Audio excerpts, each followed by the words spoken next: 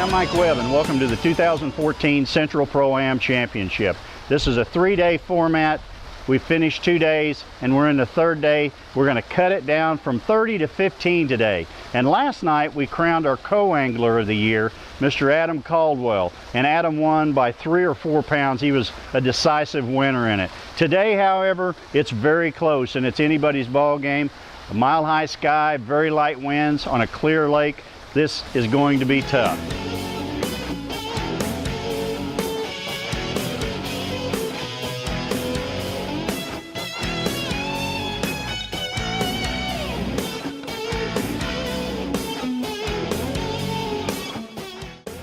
Pro-Am Championship leader Tim Sonato starts his day at the mouth of Whites Branch.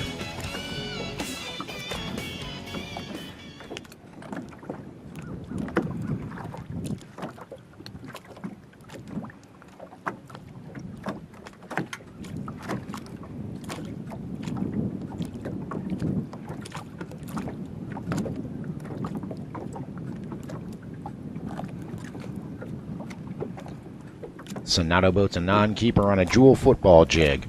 With one in the live well, he's already set the pace for the other anglers. In 3rd place after 2 days of competition, Kimberling City, Missouri pro Tom Statler swims a spoon in the mouth of Kennel Branch to start his day.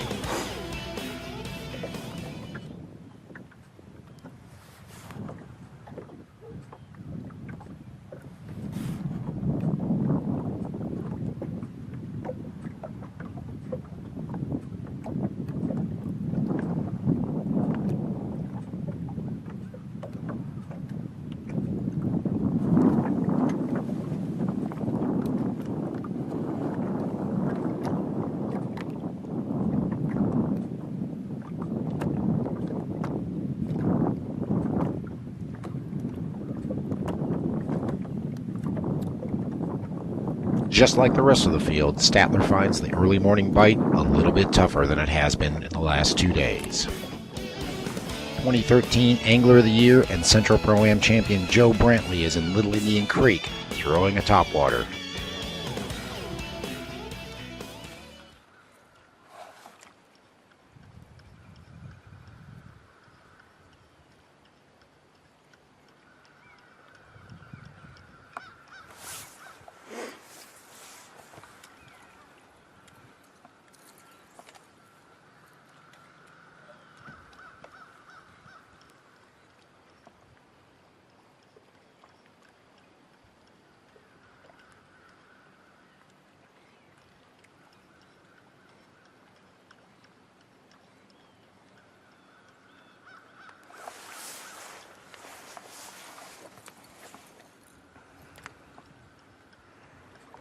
With the topwater not producing, Brantley changes to pitching a small jig to shallow boat docks.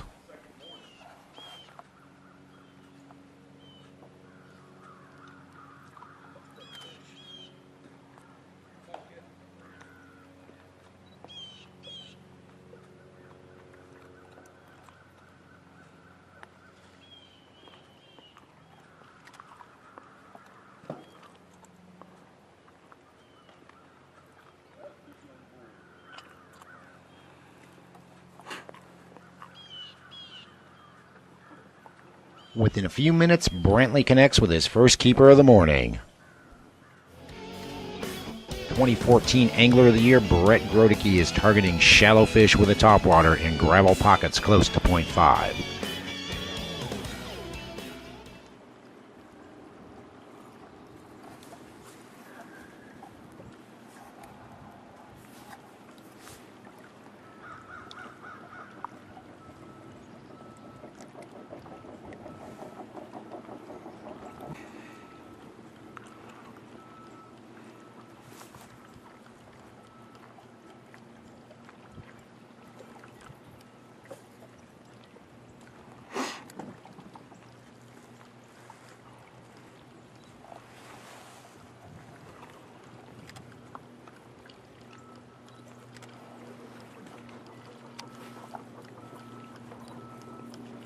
Like the rest of the field, Grodicke struggles with the topwater bite with the post-frontal conditions.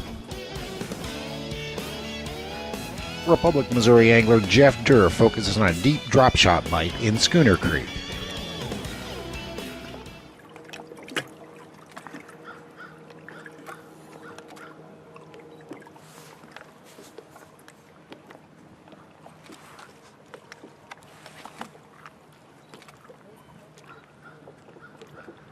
Plenty of bites for Durr in the deep water, just the keepers are few and far between. Anglers load up and head to Bass Pro Shops Outdoor World in Springfield for the final day weigh-in. Nitro Pro Greg Dishman is the first angler to come to the stage with a chance of taking the lead away from Tim Sonato. Greg, you need 10.63 to tie or to take the lead? To take the lead. Then, my friend, you're going to sit on that hot seat till somebody outweighs you. And I don't know. It's been tough today, bud. Here we go. 10.63. 5 fish. 5 fish. Here we go. Man, those spotted bass are nice. Golly. Look at here. Look at here. 1280. 1280. Yeah. All right. Well, Big Dish, come here just a minute. Republic, Missouri pro Jim Houston is next to come to the stage with a chance of knocking Greg Dishman off the top of the leaderboard. All right. 1179 is what we need. Greg, you ready? Ready. Here we go. Oh, how close is that? 1167. Wow. Wow. Ranger pro Brent Algio is next to come to the stage with an opportunity to take the lead. Good guy. All right, there's a largemouth. You guys see these electronics he's got on this boat? I think they get direct TV. Another one. Another largemouth. Brent Algio needs 923 to take the lead. 923. Uh-oh. They just got better. They just got better. 923 is what he needs. That's 3. Is that right, 3? Yes, sir. All right, JP says that is 3. Look out. Uh-oh. Uh-oh. Uh-oh. Hello! Hello! 923. Looking for 923 to take the lead. That's not a problem. Big bag of the day, 13, 11, 13, 11.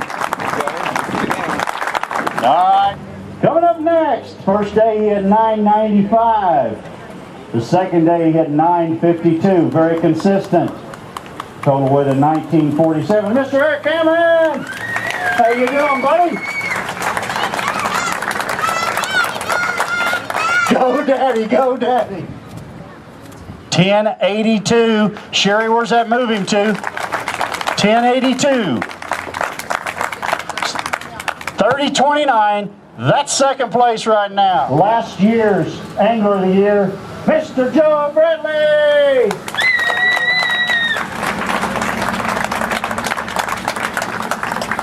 Joe, these 5 fish have got to weigh 1073 to remove Mr. Algio from the hot seat. 1073. Oh, 1049. How close is that? Well, I'm going to say, Sherry, that's probably second place. Second day he had 1136. He had a total of 2642. Mr. Tim Sonato and company. I don't know how many boats. There's a spotted bass. What's he need, Sherry? Tim, you need 1912 to win. Tim Sonato, you need 676 to win the championship. Got 2 spotted bass in there. Kim, feel free to jump up here if you want to take some pictures, girl. That's 3. Show them to the crowd. Show them to the crowd. Tim, sponsored by Jewel Bait Company, Rapala Lures, Tri-Lakes Realtors. JP, what's he got in there? Got 4. So far, they're all spotted bass. He's fishing deep. That's enough, Marty says. Marty says stop. Stop, that's enough. You know where you're head. Oh my God! That is a smallmouth. 357 on a smallmouth. Golly. I'm going to take a guess that that is a football jig fish. Am I right?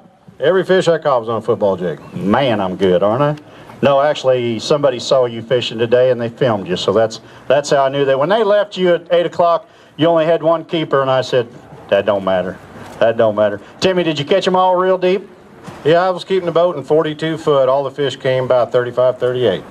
Did you ever go away from the football jig and drop shot? Because I know you like to have a drop shot ready in case you see one on the graph, and you'll drop it down when you reel in the football jig. Do you have to do that? Oh yeah, I always have a drop shot on the deck. The first day, you know, it was windy, cloudy, it was cold. I picked a football jig up, and my first spot I caught a 4.5, and in the second spot I caught a 3.5. So I threw it all day, never picked another rod up. Yesterday, I had to pick it up a couple times, did call a couple fish with a drop shot, but today, the football jig, every fish I caught on the football today was reeling it up off the bottom. The fish were, the high pressure pulled the fish up, so I would throw it out and almost reel it like a crankbait, just reeling it in slow, and they were loading up on it. Just swimming, it was a 3/4 ounce, right? Yeah, it was a 3/4 ounce jewel football jig. I mean, I've won quite a bit of money on that, and that's my confidence bait. It was a Trigger X twin tail trailer. All right. Tim, let's see what these fish weigh. I think it's pretty obvious. All right. These 5 fish, he needs 676. You're champion, 1139. Yeah.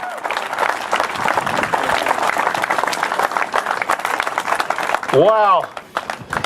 And now it's time for Winning Ways, the secrets to angler success, brought to you by WebOutdoors.com. I was fishing main lake points and humps and drops quite a ways offshore, trying to fish stuff that nobody else, you know, was looking for. But fish were all 35, 38 foot, keeping the boat in 42. My primary bait I caught probably 95% of my fish on was a 3/4 ounce jewel football jig and the peanut butter and jelly with a Trigger X twin tail trailer on it. Well, I was definitely fishing. The first 2 days we had north wind, and I fished the north side of them, the windy side of them. That seemed to be where the fish were setting up. They weren't just up roaming around on the points. They were right on the breaks where the points dropped off into the channel. I was keeping my boat right on that edge, and it seemed like when you pulled through that gravel and you got right to that edge, as you got into that rough stuff, that rock, and that's where I got all my bites. Well, when I'm fishing real deep like that, I was using Bass Pro Shop XPS fluorocarbon. Fluorocarbon is very important because of the no stretch in the feel. Because a lot of the bites, they weren't really hitting it hard, they were just loading up on it. So you had to tell the difference between a fish and a rock. But 12 pound is what I was using. I like 12 because it gets down there and stays in contact with the bottom real good. And I was using a Bass Pro Extreme rod, 7 foot heavy. With that 12-pound fluorocarbon, it just makes a real good setup. I can cast it a long way and I can get a good hook set on them. Yeah, today, the first 2 days, cloudy, windy. The fish were definitely on bottom when I was dragging it. I was really working the jig hard, getting a lot of reaction strikes out of them, popping it, jerking it, reeling it. Today, they wouldn't hardly hit it on bottom. Everything I was seeing on the graph was up, off bottom. So I caught pretty much every one of my fish reeling the jig in. I would throw it out, let it hit bottom, work it a little bit, and reel it. Just start reeling it in steady like a crankbait. And if they didn't hit it halfway in, I let it fall back to the bottom and did the same thing. And a lot of my fish came on that initial, or when I start reeling it in for my next cast, they would hit it about 10 foot off bottom. Well, you know, the fish, I caught some on, you know, I was catching them on a drop shot in 35, 38. So when you're throwing a jig, you don't want to sit on top of the fish. You want to sit off the fish so you can work that jig effectively through them. So I just backed the boat off 5 to 10 foot from where the fish are. So I was keeping the boat 42 to 44 foot and throwing at a 45 and working it pretty quick, just keeping the trolling motor steady. When I got a bite, I would make multiple casts there because these fish seem to be little wolf packs. You'd catch 2 or 3. Then it'd be over and you had to go to the next spot. But I've been guiding this lake for 40 years, and I fished new places every day that I didn't fish first day or second day of the tournament. I just go down the lake, and I remember catching a 4-pounder 10 years ago. I'd pull in and fish it. That's the way I fished all 3 days. Well, thank you for watching the 2014 Central Pro-Am Championship. It was exciting just like we thought it would be. Now coming up in 2015, Central Pro-Am is going to take a new direction.